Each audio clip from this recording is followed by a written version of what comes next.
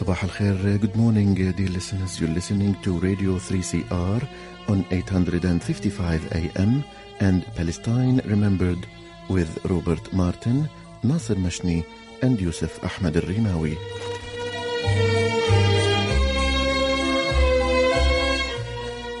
Palestine Remembered is Australia's only English-language radio program that is totally dedicated to Palestine.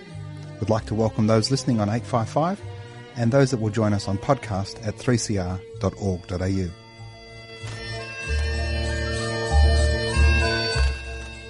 Thanks for joining us. Stay with us and enjoy the episode. Bringing you the news and views and the untold side of the Palestinian struggle for freedom from a Palestinian perspective. Good morning, Robert. How you doing? Nasser, I'm doing very, very well. How about you? What's happening with you these days? Well, you know, we're living in a post-COVID world in Australia. We're very lucky, unlike most of the rest of the world. 30 days, no cases, etc. So living our best lives, Rob. But excitingly, we are joined by some Palo activist royalty from the United States. We've got Suhair, who is a Palestinian-American activist, and Haytham from Faraj Law, who's an attorney and a board member of the American Arab Anti-Defamation Committee. Now, the two of them have taken the might of Zionism, has decided to take them on. And in a significant victory of free speech, they had a huge win in the United States this past couple of weeks. Welcome, guys. Thank you. Thank you. Thanks for having us on. My pleasure. So perhaps you can start off and just give us some context around the case, exactly what happened, your Facebook post. A couple of years ago, there was the March of Return protests in Gaza. I'm sure you followed those activities that were happening every Friday. And there was one Friday that the nurse was assassinated on the field, Razan Najjar. She was volunteering as an EMT that day. And as we all know the story, she was, in my opinion, deliberately sniped and killed by an IOF soldier. There's no way to argue it really though either, is there? Sorry, but there's not really a way to argue against that was the case. Yeah, absolutely. I mean, that's how I saw it. Yeah. And so like everybody else on social media, I had to share the story. And I have, at the time, I think I had about, 17, 18,000 followers.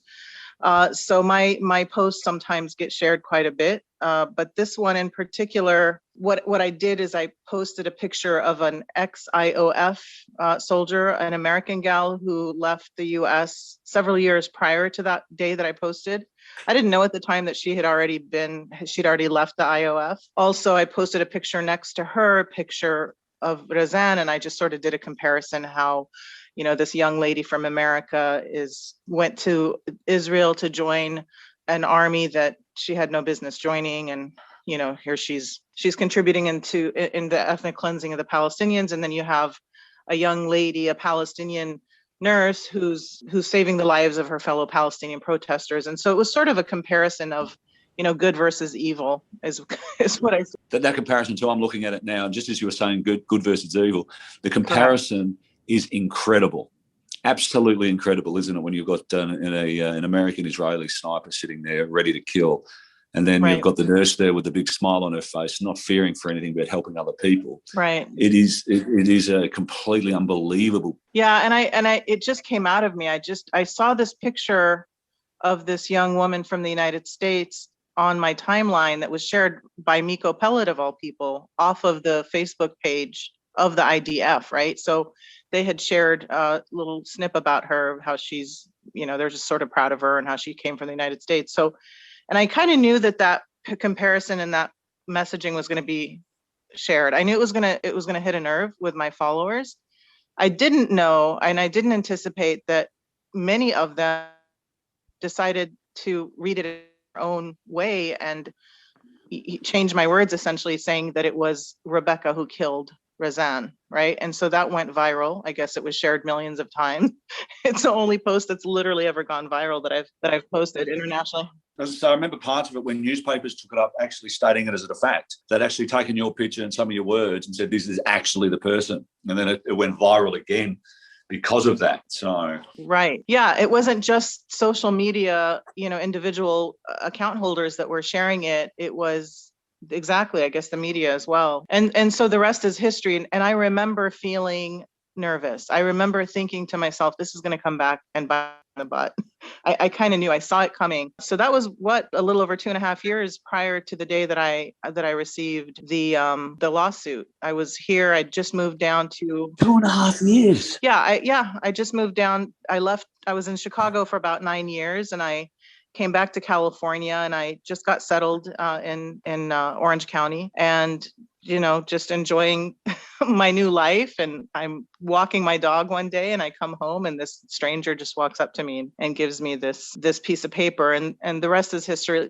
Thankfully, I was told by several people to reach out to Haytham, and I think I got very lucky with an amazing attorney who really knew what he was doing, and also a really good judge, and thankfully it all worked out for the best. But Haytham, why don't we go to the case, the actual charge, and what the Israelis and Zionist lobby, Shurat Din, what they were trying to actually do? Yeah, it was a very smart strategic move. They waited for the statute of limitations to run, which is the period of time allowed by law to bring a lawsuit. And usually, if you don't bring a lawsuit within that period of time, U.S. law, British law, Australian law, it's all the same. Based on the common law, your claim is stale and you just can't bring it. But what they did in this case is they waited until it expired. And then they made the argument that because this alleged defamatory act involved an Israeli citizen and a defendant, being Suhair, who did not live in California at the time, she lived in Illinois, California law ought not apply because California has no interest in it. The harm was in Israel or outside of California. The act was committed outside California. The plaintiff is outside California. And so they asked the judge to apply Israeli defamation law, which has a statute of limitations period of up to 7 years. And what they were hoping to do is to have the California court say, yes, based on a state interest analysis or country interest analysis, California has no real interest in this claim. And so why not apply Israeli law? And let me tell you, when I read it, I was a bit queasy, thinking that this is going to be a tough one, because usually a statute of limitations defense is a pretty tight one. You didn't file within the period and you're done. Here they were relying on some case law from an appellate court, a federal court. I think they thought they could win, and by winning, they would establish precedent that would allow them to sue any Palestinian activist or activist for Palestine who is critical of any Israeli soldier or act. And so that was the sort of how they framed the lawsuit to be able to achieve an objective. You're saying that they, in a Machiavellian sense, waited for the expiration, saw that Suhair was no longer in Illinois, and that created the opportunity for this precedent to be set? Well, absolutely. Had they filed suit using either Illinois law or California law, both of which establish a 1-year maximum, the lawsuit wouldn't have seen the light of day. It would have died almost immediately, because, in fact, under U.S. law, the communication by Suhair is not defamation. Just because someone misunderstood it does not make it defamation. So she was comparing and contrasting on a very public, on an event of great public interest. She had many followers, as they conceded. And so the law in both, and I'm licensed in both states, the law in both states is you can't hold someone for defamation when the act, first, is not a lie, is not untrue. And second, even if it's not quite correct, if it's a matter of public interest concerning political events, you don't get to call it defamation. So one thing we talk about in the Palestine activist community is progressive except for Palestine. This win is a win for free speech in the United States, but we've got a thing in the United States, so we certainly do in Australia, we have free speech except for Palestine. Do you think Suhair and others will be safe from this sort of act or these sorts of actions again? Well, this doesn't stop people this doesn't stop Zionist organizations and Zionist law firms like Shurat Din from suing activists. And I'll let Suhair speak about the emotional trauma that this usually causes people. I mean, it's a scary thing to get sued for $6 million for an act that we take for granted, and that is just simple advocacy. However, just like they tried to establish precedent with their lawsuit, we established precedent the other way, that advocating in this type of way is not defamation, and you don't get to apply Israeli law. So if people get sued, at least they'll have the ability to rely on some precedent from this court to say, this is not defamation. So can we just talk to the audacity of an Israeli lawfare organization endeavoring to apply another country's law in another country? Has that ever happened before anywhere else? If you're asking me, I don't know. It hasn't happened in the United States before. It's a level of Machiavellian, Orwellian omnipotence and self-importance and belief that only a Zionist could perpetuate or believe in. Now, Suhair, why don't you take us through that emotional journey? I wasn't 100% surprised. And everyone I spoke to, thankfully, I have friends who are attorneys, right? Palestinian advocate attorneys, including Haytham. Everyone's like, Suhair, don't even worry. This is just so unwinnable. It's a joke. It's going to be thrown out, But still, again, I mean, as to what Haytham was just saying, who wants a $6 million, that number, $6 million lawsuit hanging over their head, right?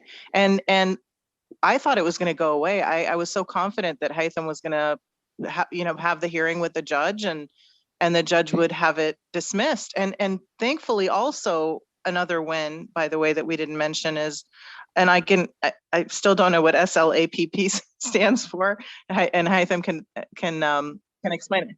I guess it's not very easy to win an anti-SLAPP motion, correct?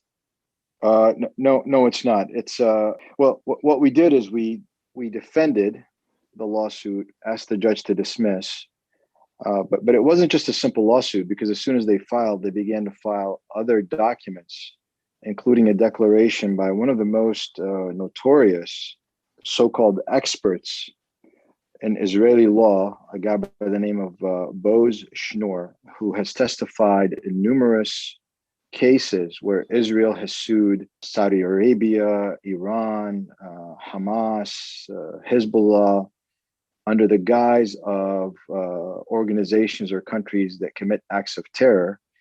And what that allows them to do, once a country or an organization is listed, sovereignty is removed, and now they can sue them for money. And Israelis have won hundreds of millions of dollars against Iran and other countries. I think Sudan is one, others, for the so-called victims of Israeli victims. And so this guy goes around selling his services to so-called Israeli victims for reparation payments. So they produce a declaration from him in support of the motion why Israeli law should be applied in this case. And so we began to work in earnest to defend that, but we also decided to file our own motion to say this is against the California Constitution. And SLAPP stands for Strategic Lawsuit Against Public Participation. And essentially it's a mechanism devised in California and some other states to punish parties that try to silence essentially speech or expression by use of a lawsuit. And it is a tough battle, because the judge has to essentially say that the intent isn't to really avail yourself of a right, but it is to silence someone. And when the judge decides that that's the purpose, then it is mandated that the judge allow the winning party to get back its fees, its costs, and so on. And so that was a win. That was a big win for us. And that may be the biggest deterrence for future lawsuits, because if others try to silence Palestinian activists, they will have to pay the price for the lawyers and the cost to defend the lawsuit. So where the precedence was endeavoring to be set to sue an activist into Israeli law, wherever they might be, in fact, what you've done is created a precedence that says, if you try and shut down free speech with your might and power and lies, and it's found to be oppressive, for want of a better word, you're going to have to pay up. So what are our expectations of recovery of costs, Haytham? Well, we haven't put together our motion yet, but we will be doing an accounting to account for every minute that I and my associates have had to spend on this case for the last 6 months. We'll submit the bill to the court. the court will go through to make sure our work was reasonable. I think they'll find that everything was reasonable because they hired they had many lawyers on their case. I only had myself and one of my associates, and they had experts. We did not. And so I think the judge will find that our fees are very reasonable and enter a judgment against the plaintiff, and I forget her first name, Rumishkaya, that she goes by Rebecca. She's now an Israeli citizen, though, Haytham. I honestly don't know where she is. I think by Israeli law, any Jewish person can obtain Israeli citizenship. I'm not an expert on Israeli law, so I don't want to misstate things, but I'm not sure if she's living there or if she's living here. I don't know. Well, fingers crossed you can chase her all the way through. Suhair, one of the challenges, as a Palestinian activist, and I know I do, every post I make, I have a look at twice and say, is there a way that somebody could choose to create an ambiguity in here that makes me an anti-Semite? And so I couch my words and I'm careful, but it doesn't stop me doing what I'm doing, but I have a layer of second thinking myself. Has this changed you? I had that issue, and I have always had that issue. And unfortunately, I've made statements and I've written things that have gotten me blocked, right, by Facebook several times. And I've since really started editing myself. So, look, I'm a Palestinian. I'm sorry. There is no such thing as a Palestinian that can be called anti-Semite. I mean, to me, that is just ridiculous. You can't dub me as an anti-Semite being a Palestinian and going through what we've gone through as a people. And the human rights violations and, the criminal behavior of my people for 73 years now. So I laugh at anybody who calls a Palestinian anti-Semitic. It's a laughable thing to say to a Palestinian. So I'm not worried about it. Yes, Suhair, I think, the reality is when we're advocating for justice for the Palestinians and talking about Israeli crimes and the ongoing Nakba, the genocide, the perpetuation of the ethnic cleansing, that's anti-Semitic. The challenge is we do have occasionally some Palestinians who go, it's all the Jews, or the Jews control all the banks, or the Jews control all the... And that's anti-Semitism. And, we've got to be clear to call that out. But to criticize the actions of a state. Yes. For Rebecca to decide that she's found a lawyer, never raised money, and they want to apply another country's laws into another country and bankrupt you and sue you for $6 million. Right. If we call that woman a bitch, we're not anti-Semitic. We're just calling her out for the cruel, rude human that she is. Right. Well, let me go one further. I'm a retired Marine Corps officer, U.S. Marine Corps officer. I was born in Lebanon. I immigrated to the U.S. I adopted the U.S. as my country. I still have links in Lebanon. But it's offensive to me that an American would forego serving in her own armed forces, in her own country's armed forces, and goes to swear an oath to a foreign country. It doesn't matter what your religion is. It doesn't matter what my religion is. If you're Christian, you don't go swear allegiance to the army of the Vatican. If you're Muslim, you don't go swear allegiance to the army of Saudi Arabia, not that it represents all Muslims, or if you're Hindu, you don't go to India and swear allegiance to the government of India. And so this notion that, you get a free pass because you're going to serve in the Israeli forces, which have been used for the last 75 plus years when they were the Haganah and the Stern gangs, a bunch of terrorists. You get to serve in that army and you get a free pass by the United States government to say that's okay. That's offensive to me. It should be offensive to anyone.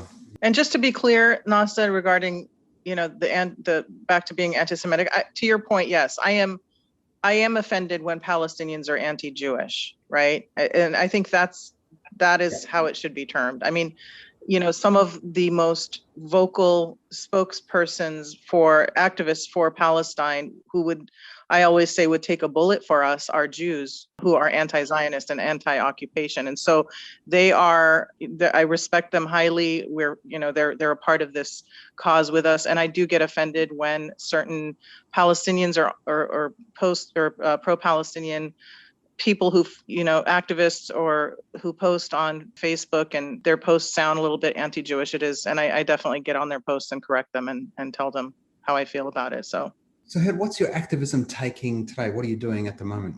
Listen, to be honest with you, and I want to make it clear, and I say this to people, and people say, stop, don't minimize yourself, Sarah. I don't consider myself as what I would call an on the ground activist. I mean, I look at some of my friends who have done this for years, who are organizing and setting up meetings with universities and businesses, trying to educate them on BDS. I mean, I don't do that often, if at all. My life has kept my off social media life has kept me plenty busy. This was just a way for me to express my anger, to get on my social media account and just post. So this is a part-time thing for me that I don't do full time. I don't credit myself as being someone who runs pro-Palestinian organizations. Yeah, I'm on the board of a couple of organizations that I spend time in meetings and whatnot, but I really don't do much actual organizing and mobilizing and writing programs and I am just on social media. And I know that's, again, people say it's not just a social media activist, but when I have time, I get on my Facebook account and I share the news that I see coming down my timeline.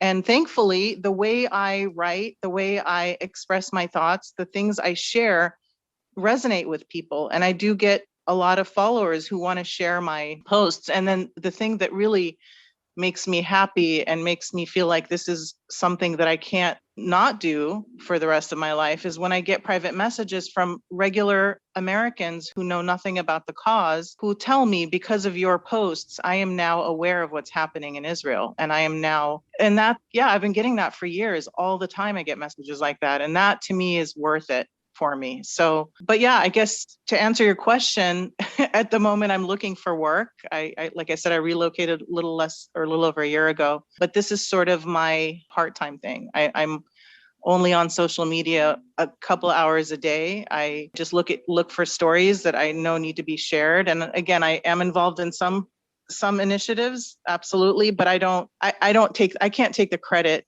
for doing what my colleagues do and my friends do, who are, they're spending 5-10 hours a day actually doing activism work, like Robert used to. I mean, he used to go to Palestine. And so anyway. I was going to say, you've had a lot going on too. There's only, a certain amount of hours in the day, and you had those other hours absolutely to do other things that you've had to do. So, I mean, it's just, it is what it is. Right.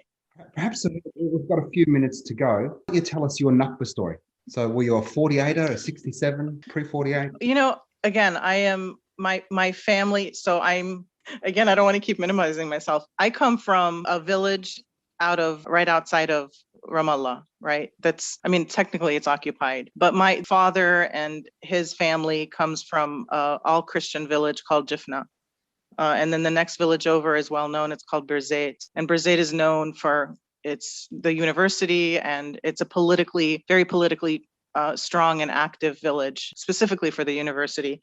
So I can't personally share any Nakba stories from my family. I'm assuming I have family members that go back generations that lived in 48 that experienced the Nakba, but my grandfather did not experience any horrific. So here's the reality, and you are minimizing your struggle.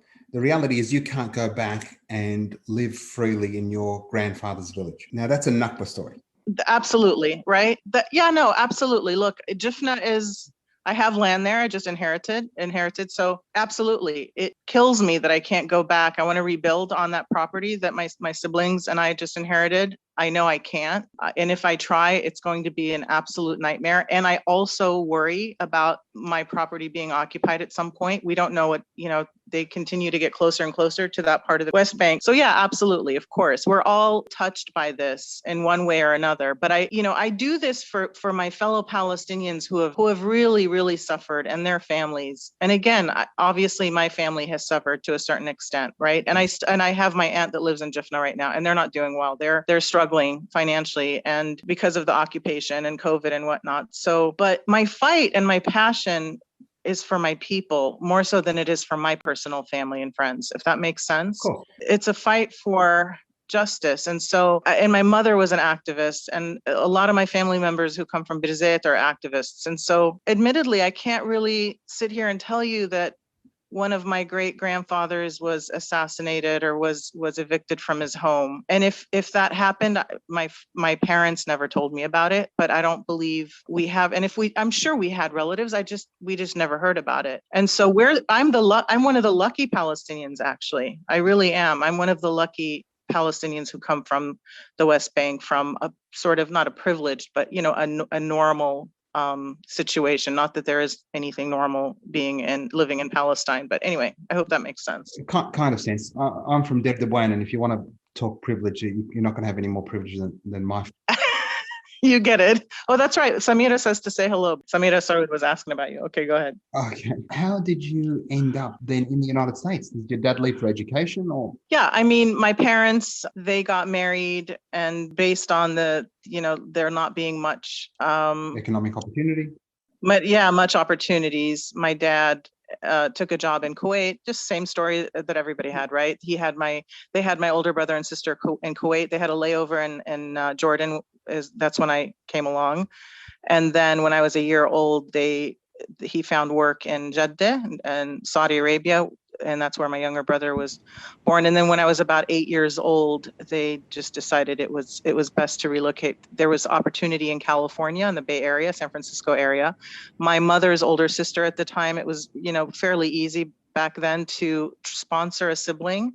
And so my mother's sister just basically sponsored her and us to move to the San Francisco area, which we did, and we became citizens fairly quickly, and the rest is history. So the majority of my life was spent in the San Francisco area. But yeah, that's basically the immigration story. It's a great story. You're right. One of the challenges I have contextualizing my Nakba experience is the privilege that's been afforded me growing up in the West. Whilst many of my cousins, or most of my cousins, all have Hawiyyahs because they, do the summer in Palestine and the winter and spring and autumn or fall in the United States. That was never something my father could do. So we grew up very, very white with an overwhelming sense of responsibility to those that haven't had the opportunity. Correct. Their suffering is my suffering. I mean, I can't separate the two. I can't watch any Palestinian, whether they're in Palestine or outside, as refugees in Lebanon or Syria. It's as though that is my family member. Like he and I share the same blood. And so the emotion I have attached to any Palestinian that's suffering is unbearable almost. It's undescribable. You get it. I think only Palestinians and those who really love Palestinians understand that this emotional connection that just makes you not want to do anything in life but to fight and be their voice. Suhair, there is no better way to finish the show on that line. Thank you so very much. And Haytham, thank you so very much to you both to be congratulated for your work and efforts. Absolutely. Thank you guys so much for having us. Well done. Thank you for having us. Listeners, March 30 is Palestine Land Day, a day of commemoration and resistance. Free Palestine Melbourne has organised a rally this afternoon, Saturday the 27th of March at 2 p.m. at the State Library. Join us together to stand in solidarity with the Palestinian people on this important day. On Palestinian Land Day, Palestinians around the world commemorate the killing of 6 unarmed marchers and the wounding of 100 others who were protesting the Israeli government's confiscation of their land on the 30th of March 1976. Despite ongoing Israeli efforts to violently suppress such commemorations, the people of Palestine and their supporters around the world continue to commemorate 45 years of non-violent resistance. Indigenous Palestinians, 7 million exiled Palestinians, 5.2 million occupied Palestinians, all denied human rights, including the right to vote for the government that rules them, and the 2 million Palestinians with Israeli citizenship who get treated like third-class citizens are all being threatened with continued ethnic cleansing by their Zionist rulers. This ongoing Palestinian genocide continues. Remember what Nelson Mandela said, our freedom is incomplete without the freedom of the Palestinians. So join Free Palestine Melbourne and I this afternoon, 2 p.m, State Library. Hope to see you there. أنا لا أنساك فلسطين ويشد بي البعد أنا في أفيائك نسرين أنا زهر الشوك أنا الورد ندك الأسوار نستلهم ذاك الغار ونعيد إلى الدار نمحو من نار النار